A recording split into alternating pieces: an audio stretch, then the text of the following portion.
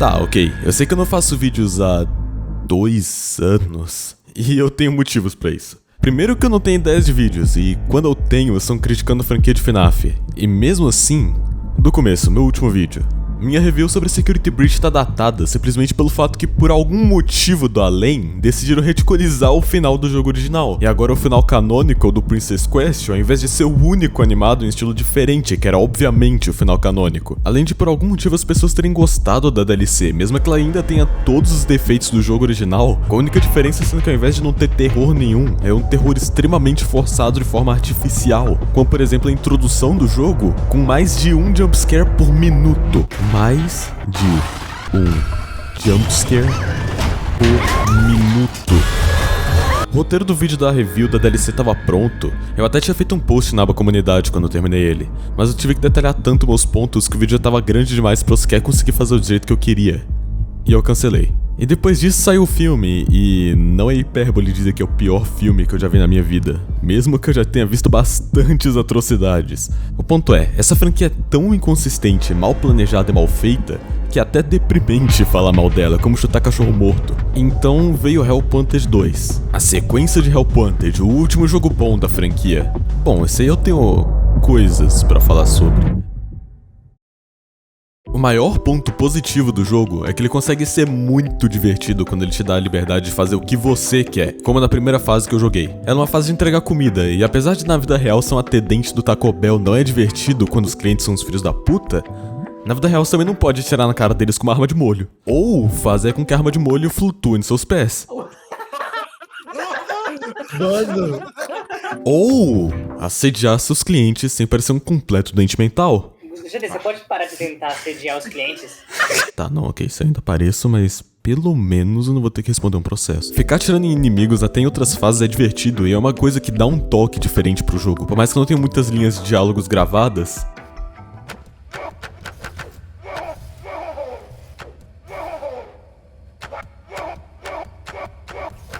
ou até mesmo quando o jogo te deixa brincar com as mini-minas nas fases que elas aparecem. Parece que elas realmente são um bonequinho de madeira, isso é um toque bem legal na verdade. E não só isso, como é bem engraçado porque é um ragdoll, e ragdoll sempre são engraçados. Mas o mais engraçado que a mini-mina ragdoll é a Plush Baby Ragdoll. Dá um tirinho ou um tapinha nela e o bicho dá um 180 pra trás e cai de cara no chão. E a coisa mais legal desse jogo de longe é torturar a alminha inocente e pobre do Help. A pior coisa do jogo é o jogo me punir pelo Help gritar.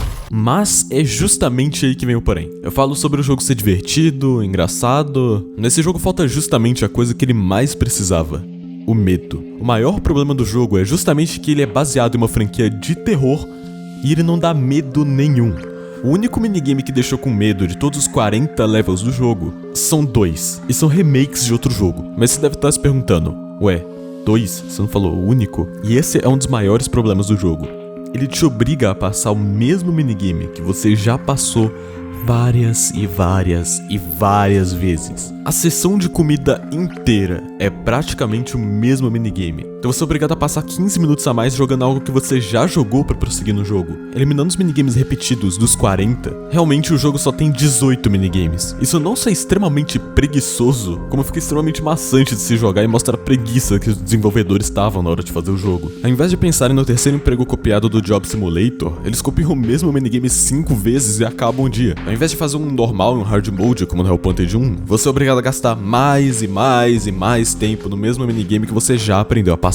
Eles podiam simplesmente fazer uma fase que vai ficando progressivamente mais difícil, como em Hellpointed 1 com o Vent Repair do Mangle, que as portas vão abrindo aos poucos e você vai sentindo mais pressão, e cada porta tem um minigame. Mas não, vamos fazer 5 fases, cada uma delas dura 5 minutos. A primeira não tem quase nada pra você fazer, é extremamente tediante, e a gente adiciona uma mecânica, faz a parte 2 dela, adiciona mais outra e faz mais uma parte 3, fazendo isso durar mais 15 minutos sem considerar que o player morra. Isso é uma forma tão idiota e chata de enrolar o jogador, porque isso não é adicionar conteúdo no seu jogo, é só deixar ele insuportável mesmo. O melhor exemplo que eu tenho disso são os Fizzy Fast Night. É um minigame extremamente simples. Você tem um copo e um dispensor. Na esquerda tem vários sabores, em cima de onde você coloca e entrega as coisas do copo, tem um monitor onde são feitos pedidos. E na direita tem várias câmeras e staff bots. Por enquanto, na primeira fase, a única coisa que você faz é entregar os sucos. Como o jogo não te ensinou a acelerar os staff bots, você é obrigado a esperar os sabores aparecerem pra você entregar. Aí nas próximas versões desse mesmo minigame,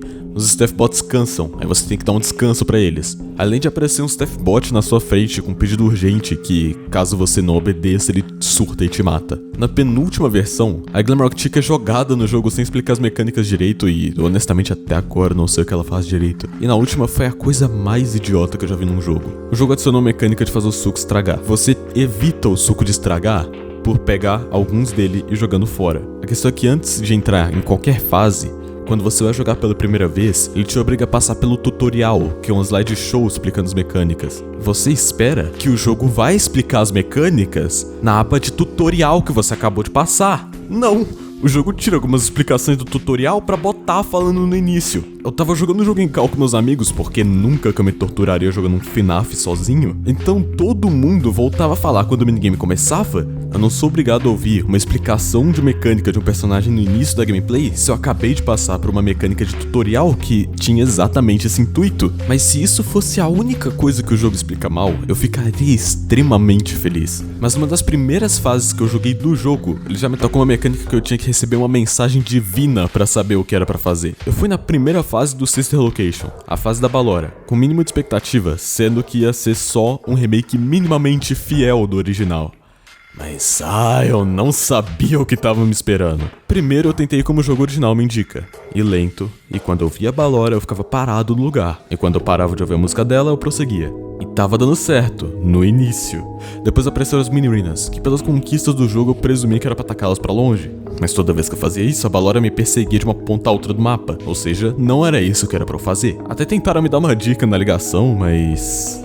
Tentei na direção do stage agora, quando a Ballora sair. Porra essa! Nesse minigame eu era suposto adivinhar que eu tinha que seguir reto, e quando as mini-arenas aparecem, era pra eu andar lento pra trás.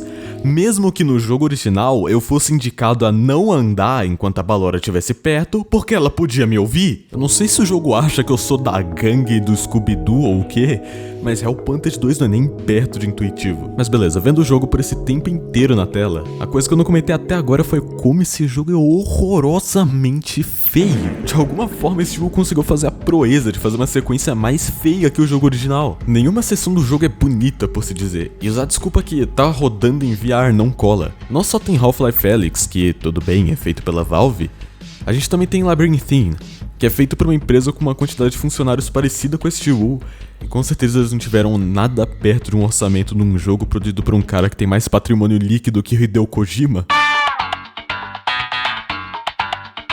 Mas agora vem honestamente a pior parte, não só desse jogo, como da franquia recente inteira. A plot. Não só ela é jogada, como os finais são extremamente curtos. O final padrão é feito depois de você completar a maioria dos minigames, e é um final bem jogado, meio foda-se. Além de ter esse menu descentralizado, por que ele tá descentralizado? Alguém arruma essa porra, pelo amor de Deus. E o final alternativo, e é o final que realmente me irrita. Primeiro que você é obrigado a fazer coisas extremamente específicas nos minigames, principalmente no do Carne. De verdade, não tinha necessidade de ser tão extenso e difícil. Você tem que acertar esse foguetinho muito chato de acertar nos primeiros minigames, e depois você é obrigado a passar a noite de FNAF 2 com uma mecânica extremamente contra-intuitiva de novo. O jogo não explica hora nenhuma como fechar a câmera e colocar na máscara, e você é simplesmente suposto adivinhar que, de alguma forma, olhando o Toy Freddy na câmera, ele vai teleportar pro seu escritório e você vai ter tempo de colocar a máscara. Outra coisa que alguém não muito esperto possa comentar também é que os jogos originais também tinham isso, por que você tá reclamando só agora? E sim, por mais que FNAF 3 tinha minigames tão específicos que só descobriram como completar propriamente olhando os arquivos do jogo, o Scott era um desenvolvedor indie, enquanto este é uma empresa de mais de 20 pessoas que vive terceirizando seu trabalho por conta de um orçamento gigante. Eles podiam ter um pouco de senso crítico e não replicar os erros que o Scott já cometeu. Enfim, depois de pegar todos os plushes, você pega uma moeda corrompida e vai jogar Princess Quest, que apesar de começar com um dos piores controles que eu já vi, quando você entra em primeira pessoa, ele entra numa estética até que bonitinha, mas extremamente fácil de se jogar, já que você ataca balançando o controle, e como não tem nenhum inimigo além desse aí, que vem vem em linha reta na sua direção, você pode só ficar chacoalhando a espada na sua frente, é isso. E ok, você passa essas partes extremamente fáceis do jogo, e finalmente você vê a Vayne nesse cenário extremamente bizarro. Você dá o plush do Glitch Trap Moon, que aparece do nada, o Glitch Trap de verdade aparece, a Vayne esmaga ele, e... Porra é essa, mano? Por que ela fez isso? Tchau, gigante gostosa. E por que eu tô num negócio de plushes? Não, mano, foi pra um Crane Game. Esse foi o final? Foi. Você sabe dizer... Eu fiz aquilo tudo pra isso? Sim. Vendo esse e os outros jogos recentes da franquia, você deve estar se perguntando onde tá a narrativa, já que esse jogo, Security Breach e Ruin não tem nenhuma. Toda, e eu repito, toda narrativa dessa franquia de jogos tá nos 20 livros sem tradução oficial pra praticamente lugar nenhum. Aí você deve estar se perguntando, mas isso não é meio ganancioso? Sim. A franquia tava até numa medida decente com a trilogia, que além de ser a melhor mídia de FNAF já feita, explicava o canon em um ponto um pouco abusivo, mas quase certo. Por mais que eu acho que você tinha que ler os livros pra entender coisas demais do jogo, como saber de primeira qual era o nome do assassino das crianças ou como funciona a base do sobrenatural da franquia inteira, os dois foram explicados eventualmente nos jogos, então não é tão ruim. Por outro lado, a franquia recente não explica nada nos jogos. Você sabia que o vilão principal da franquia, o William Afton, ao invés de ter morrido no incêndio de FNAF 6, foi mostrado ao jogador. Ele renasceu, explodiu, voltou pro inferno, virou um Megazord de lixo, é derrotado pelo Puppet, a lá Deus Ex Machina, e morreu de novo? Não sabia? Ah é, porque os livros não têm tradução oficial pra quase nenhuma língua. Não só isso, como essa história que eu resumi de forma tosca, é dividida entre os 8 primeiros frights como epílogos, então você é obrigado a comprar pelo menos 8 livros pra entender a narrativa básica do vilão. E depois eles vão lá e introduzem o Mimic no Tales from the Pizzaplex, que por acaso é o vilão novo da franquia. E novo entre aspas também, porque ele é só uma cópia fajuta do William. Ele também é introduzido dessa mesma forma estúpida de epílogo pra você ser obrigado a comprar todos os livros pra entender o básico da narrativa. Isso não é uma forma misteriosa, complicada ou interessante de expandir o universo dessa franquia. A única coisa que isso é uma forma gananciosa de lucrar em cima do fato que a sua franquia nunca foi bem explicada em primeiro lugar. Os livros não deveriam passar de um conteúdo extra, algo externo da franquia para você aprender curiosidades do universo ou histórias alternativas. Nada além disso. Colocar algo tão essencial para a franquia como o desfecho do vilão que você estava construindo há mais de meia década é algo tão estúpido que é extremamente difícil sequer colocar em palavras. Dito isso, eu não vou mais fazer vídeo de FNAF.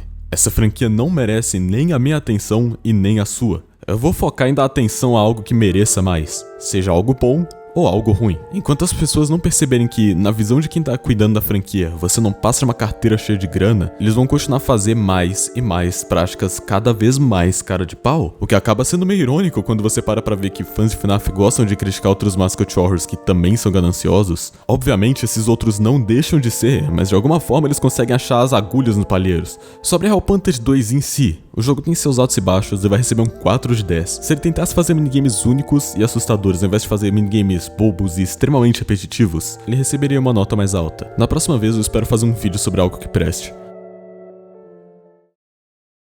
Tá, Porra, essa? Caiu alguma coisa aqui, mano.